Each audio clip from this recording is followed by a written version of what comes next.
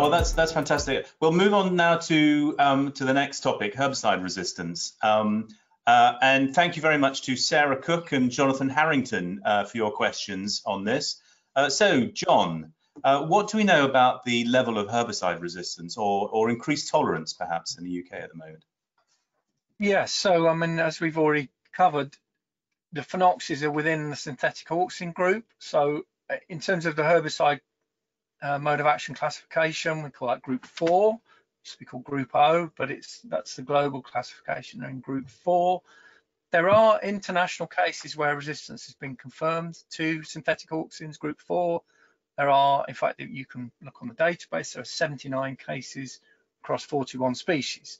Now, that's not as many as the ALS sulfonylurea chemistry, for example, where we've got something like 654 cases across about 3 times as many species. But nevertheless, we can say that there are international cases.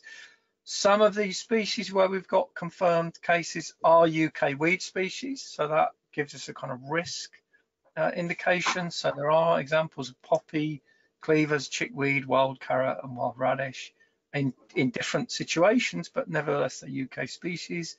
And there are some cases closer to home in Europe. Specifically, I think the most worrying ones are around poppy in Spain, Italy, and France. And there was a single case of, or single confirmed case of megaprop resistance in chickweed in the UK, some work that Peter Luckman did back in 1985. So you'd say that there's a risk. There's a risk with all herbicides.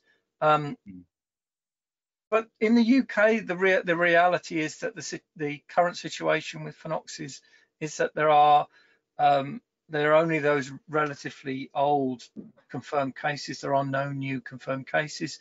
Herbicide resistance in broadleaf weeds to sulfonylurea is much more common in a few species.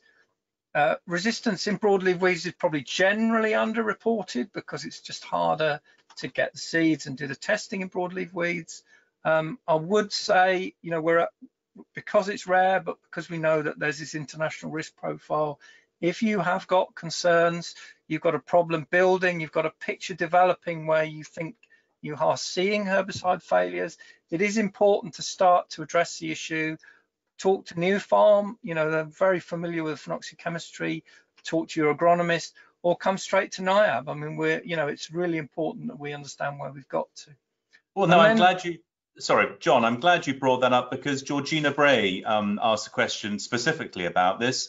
She asked, how can we protect against potential resistance in the future?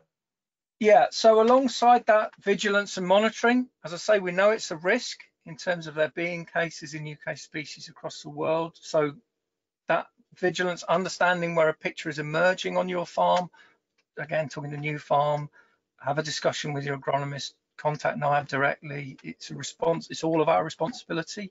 But more specifically, in terms of on farm, it's the same for any herbicide and any group of herbicides.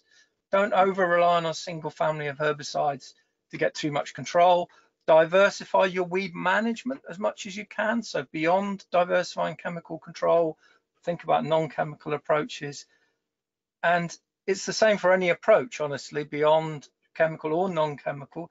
If too much of your weed control comes from one source, that becomes the main selection pressure within species and between species, and you build up problems because that one source of weed control is driving your weed problem in one direction.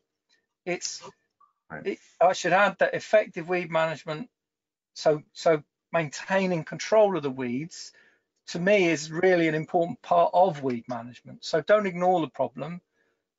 Don't let populations of weeds grow to enormous sizes in the field, because one of the raw ingredients for that selection pressure is having an enormous number of individuals for the selection to act on. So, you know, there are several pillars to resistance management. We're talking about vigilance, talking about diversifying your weed control within chemical and between chemical and non-chemical, but also effective weed management underlies resistance management. That's fantastic. Can I say something, Tom, about the resistance? No, by all means, Jim. Yeah, it's remarkable that we've had these herbicides on the market for about 75 years. and we've got so little resistance. That is reassuring, to say the least. And I was the person who was dragged down from my nice office at WRO down to Bath to see that chickweed case, because I refused to believe the distributor who rang me up about resistance. So I went down and looked, and it was remarkable. It wasn't just the occasional plant. The whole field, there was no control from Mecaprop. Every plant was flourishing. But he went over with fluroxypyr and wiped them all out. And the remarkable thing to me is usually once you see one case of resistance, it's the start of something big. In this case, it still remains confined to a small area around Bath, near Bristol. So that's reassuring, but a warning as well, I think. Yep. Yeah.